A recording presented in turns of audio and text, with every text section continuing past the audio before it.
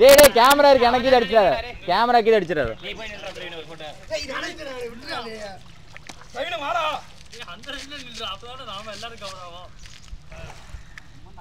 வலிக்குறா pass வலிக்குண்டாங்க